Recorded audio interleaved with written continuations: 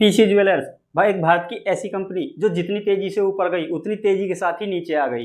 दोस्तों कभी कंपनी के शेयर का प्राइस 500 रुपये से भी ऊपर का हुआ करता था, आज उसका प्राइस लगभग 15-16 रुपये के आसपास चल रहा है।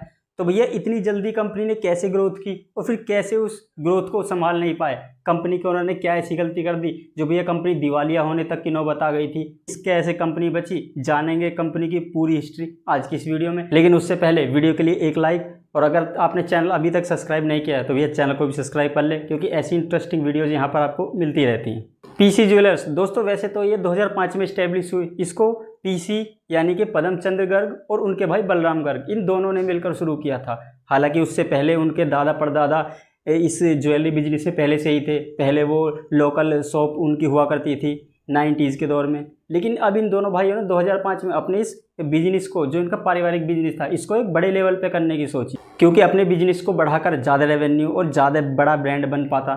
इसलिए 2005 में इन दोनों ने पीसी ज्वेलर्स नाम की कंपनी की शुरुआत की और पहला अपना स्टोर करोल बाग दिल्ली में खोला, जहाँ पर इन्होंने लोगों के लिए अच्छे अच्छे आभूषण तो बनाए, साथ में उन पर डिस्काउंट भी ऑफर किया ताकि भैया लोगों को अच्छी कीमत में अच्छी क्वालिटी की ज्वेलरी मिल सके। और फिर इन्होंने नोएडा, फरीदाबाद, आसपास के जो इलाके थे इनमें भी अपने स्टोर धीरे धीरे खोलने शुरू कर दिए और लगातार बैंकों से लोन लिया और लगातार नए नए लोकेशन पे नए नए स्टोर इन्होंने खोलने शुरू कर दिए। और उनका अच्छा खासा रेवेन्यू भी इनको मिला, क्योंकि जहाँ भी ये स्टोर खोलते थे वहाँ के लोगों को स्पेशल डिस्काउंट देते थे, नई नई ज्वेलरी, साथ ही साथ उनको हॉलमार्क ज्वेलरी मिलती थी। लोग हालांकि इनके कंपटीटर भी मार्केट में उस समय पर थे, जैसे कि टाटा तनिष्क और कल्याण ज्वेलर्स। लेकिन उसके बावजूद भी इन्होंने ऐसी स्ट्रेटजी अपनाई जिससे कि भैया इनका कारोबार काफ़ी तेज़ी के साथ ग्रो हुआ। इन्होंने सुपरस्टार अक्षय कुमार और उनकी वाइफ को ब्रांड एम्बेसडर बनाया और उनसे काफ़ी सारे ऐड सोशल मीडिया पर चलवाए। और हमेशा से ही इन्होंने अपना जो मेन हथियार रखा वो सोशल मीडिया को रखा, क्योंकि इनको पता था कि भैया आज का यूथ सोशल मीडिया पर सबसे ज़्यादा टाइम स्पेंड करता है। और अगर आप अपने प्रोडक्ट को सोशल मीडिया पर उनका ऐड चलाएंगे तो उससे काफ़ी ज़्यादा रीच मिलती है आपके प्रोडक्ट को, और ये अच्छे खासी जानते थे इस चीज़ को। इसीलिए इन्होंने हर सोशल मीडिया पर, चाहे वो फेसबुक हो, यूट्यूब हो, इंस्टाग्राम हो, हर जगह अपने ऐड धड़ाधड़ चलाने शुरू कर दिए, जिसकी वजह से लोगों के सामने ये नया नाम आने लगा कि भैया पीसी ज्वेलर्स भी कोई ऐसी कंपनी है जो अच्छे अच्छे ज्वेलरी हमको प्रोवाइड करा सकती है। तो मेन जो इनका हथियार था वो मार्केटिंग ही था, और इसीलिए फिर उन्होंने कंपनी का आईपीओ भी साल 2012 में निकाला, जो भी काफ़ी तेज़ी के साथ सब्सक्राइब हुआ और कंपनी का जो कैपिटलाइजेशन था वो काफ़ी तेज़ी से बढ़ा, कंपनी का रेवेन्यू बढ़ा, कंपनी की ग्रोथ बढ़ी, जिससे इन्वेस्टरों का भी भरोसा कंपनी के ऊपर हुआ और नए नए इन्वेस्टर पीसी ज्वेलर्स कंपनी में अपना पैसा इन्वेस्ट करने लगे। शेयर होल्डर्स आ गए थे अब कंपनी में, तो अब कंपनी बहुत बड़ी हो चुकी थी। लेकिन फिर 2018 से चीज़ें गड़बड़ होनी शुरू होती हैं। अब जब पीसी ज्वेलर्स के शेयर अलग अलग स्टेक होल्डर खरीद रहे थे, तो उसी क्रम में एक कंपनी थी विक्रांगी, जो सॉफ्टवेयर कंपनी थी, उसने कंपनी के लगभग 0.51% शेयर खरीदे। अब हालांकि ये कोई अलग बात नहीं है, सब ऐसा करते हैं, कंपनियां शेयर खरीदती हैं बेचती हैं आपस में। लेकिन प्रॉब्लम तब थी जब विक्रांगी जो सॉफ्टवेयर कंपनी थी उस पर पहले से ही सेबी की रडार पर थी, और जब पीसी ज्वेलर्स के शेयर उसने खरीदे तो भैया पीसी ज्वेलर्स भी कहीं ना कहीं सेबी के रडार पर आ गई, क्योंकि वो ऐसी कंपनी ने उसके शेयर खरीदे थे जो पहले ही झोलमोल कर रही थी चीज़ों में। तो इसीलिए फिर सेबी ने वहाँ से पीसी ज्वेलर्स की तरफ भी निगाहें थोड़ी टेढ़ी करी कि हो सकता है यार इन्होंने शेयर खरीदे, कुछ ना कुछ गड़बड़ हो सकती है, कुछ ना कुछ मिलीभगत हो सकती है। लेकिन उसके बाद कुछ ऐसी सुर्खियाँ भी सामने आई जिसमें कि भैया पदमचंद ने अपनी कंपनी के जो शेयर्स थे वो अपने परिवार के नाम पे गिफ्ट के तौर पर कर दिए थे। हालांकि ये सब चीज़ें गलत है, क्योंकि आप किसी भी कंपनी में शेयर होल्डर का पैसा लगा होता है और उस शेयर होल्डर के पैसे को आप अपने परिवार में एज ए गिफ्ट नहीं दे सकते। यहाँ से फिर चीज़ें सेबी ने अपने रडार पर ली और इस सब की जांच बैठा दी गई कि भैया वाकई में ही क्या अंदरूनी कुछ चीज़ें ऐसी हुई हैं जो ऑफिशियली नहीं है, पूरी तरह से अनऑफिशियली तरीके से हुई हैं।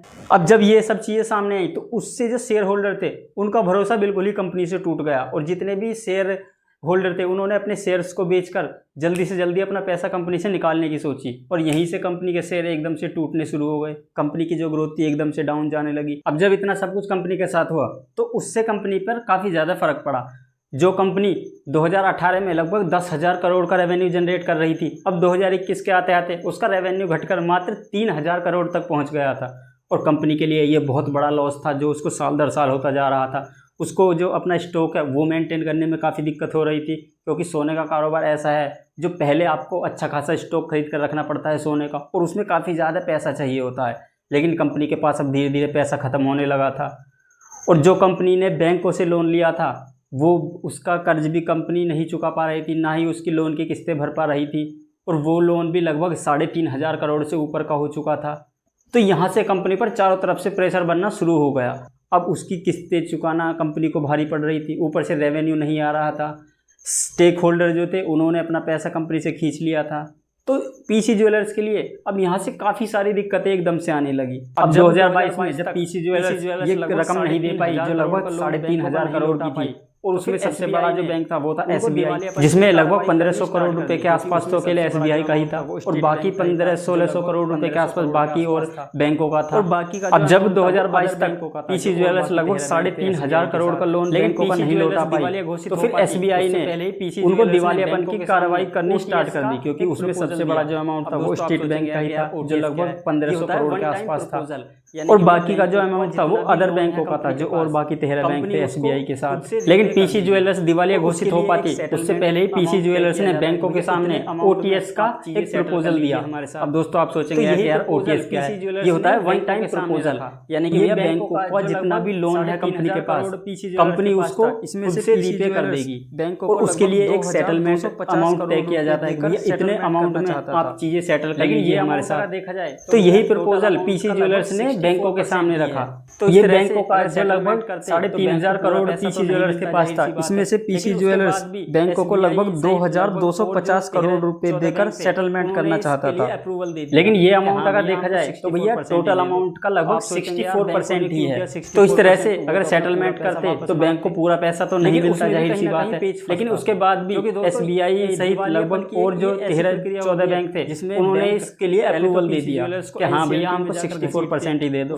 आप सोचेंगे यार बैंकों ने क्यों किया 64%, वो तो अपना पूरा पैसा वापस मांगते काफी ज्यादा, लेकिन उसमें भी कहीं ना कहीं पेच फंसता, टाइम तो लगता है, क्योंकि दोस्तों अगर दिवालियापन की एक ऐसी प्रक्रिया होती है जिसमें बैंक पहले तो पीसी ज्वेलर्स को एनसीएलटी में जाकर घसीट के जो प्रॉपर्टी है या उसके ऊपर कार्रवाई चलती, उसको बेच, उस कार्रवाई को चलने में काफी ज्यादा टाइम लग जाता, और टाइम तो लगता ही, साथ में अगर पीसी ज्वेलर्स दिवालिया घोषित हो जाती तो पहले तो पीसी ज्वेलर्स दोबारा कंपनी स्टार्ट ही नहीं हो पाती। बैंक उसकी जो प्रॉपर्टी है या उसकी जितनी भी इक्विटी है उसको बेचकर उसको रिकवर करती, और अगर ऐसा बैंक करते उसकी फिर तो उसमें जो उनको अमाउंट मिलता वो लगभग 30 से 40% ही मिलता, क्योंकि जो भी कंपनी दिवालिया होती है उसकी इक्विटी और जितना भी उसके पास संपत्ति होती है उसकी कोई वैल्यू नहीं रह जाती, क्योंकि कंपनी के दिवालिया हो चुकी है, ब्रांड नेम पूरी तरह से दिवालिया काफी टाइम लग जाता, तो उसकी फिर मार्केट में उतनी रीवैल्यू नहीं मिल पाती जितनी पहले मिलती। तो इसलिए बैंक अगर पीसी ज्वेलर्स को दिवालिया घोषित करते और फिर उसकी प्रॉपर्टी को बेचकर उसको वसूलते